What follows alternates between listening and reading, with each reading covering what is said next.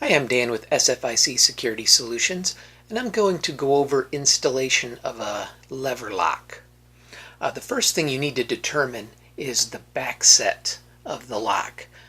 They are specific, they're not adjustable, so you need to determine if you need a 2 3/8 or a 2 3/4, and that is the distance from the edge of the door to the center of the lock. Most standard are 2 3/4. There are some 2 3/8 out there, so you just need to make sure you order the correct one. When you measure it, just again the edge of the door to the center of the lock. If you have a beveled door, which means the door edge is angled for closing clearance, you might have to measure both sides of the door and average the difference between the two. The next thing you need to determine is if you are going to use the through bolt option. There's a through bolt top and bottom above the bore, above and below the bore.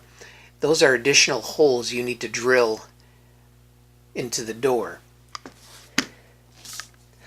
There is an option. I'm going to show you how to do it both ways, with the through bolts and without. There is a template to use. Again, you have to pay attention to the back set and the bevel on the door, but the easiest way to make sure you get your holes marked correctly is when you hold it up on the door, have a light on the other side, and that makes it very easy to center the hole on there, and then you can mark your hole top and bottom. And I recommend marking both sides of the door. Mark one side, turn it around, mark the other side, and drill part way from each side, and you're going to be much more accurate. Now, if you're not going to use the through bolt option, you just loosen those with pliers and they just unscrew, and the through bolts come off. I'm going to leave them on there, but I'm going to still show you both ways to do it.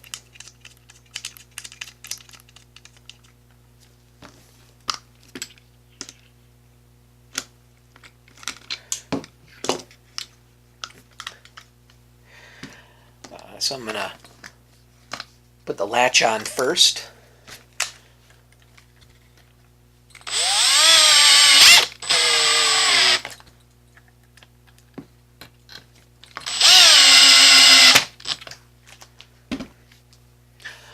So then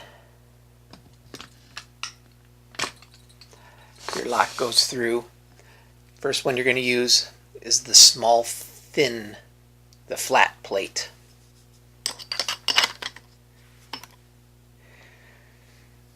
And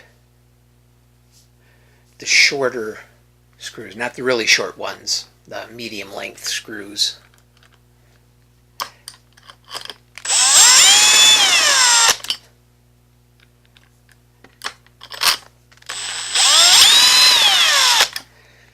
Now I'm only putting those in most of the way with a drill.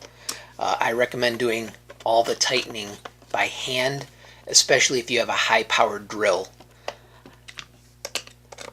You can warp things and strip them out. Okay, so those are on. The next thing you're going to install is the thicker spring cage.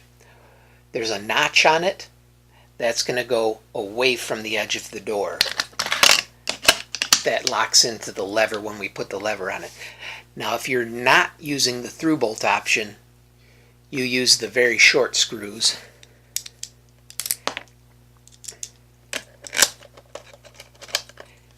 In the top and bottom holes. Now, you'd snug those up really good. And if you're not using the through bolt option, you use those. There's 4 self-drilling screws, and there's 4 holes in the spring cage here. And you want to use those, and that'll lock everything down since you're not using the through bolts. You'll put those in those 4 holes. Now, since I do have my door drilled,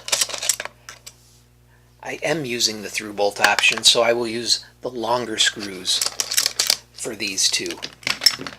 And just so you know what it is, the shorter screws are larger and they thread right into this outer plate. The through bolts are actually just slightly smaller and they'll go through that and into the lock on the other side.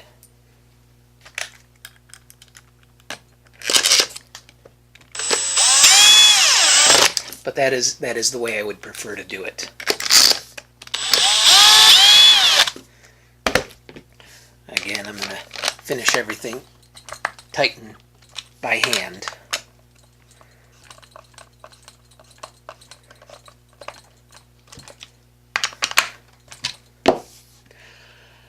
Then there's the rose cover there, and the inside lever. The only thing left to do is install our core. Now the tailpiece needs to go into the core. We have a 7-pin, so we're not using the spring spacer. There's a spring spacer that you would use if you had a 6-pin core.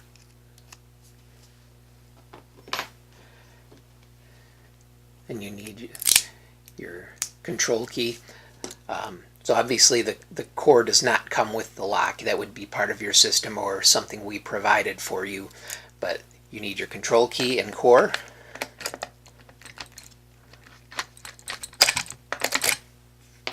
And it's all set. If you have any more questions, feel free to give us a call, 844-884-7342, and check out our website and other instructional videos at sficss.com.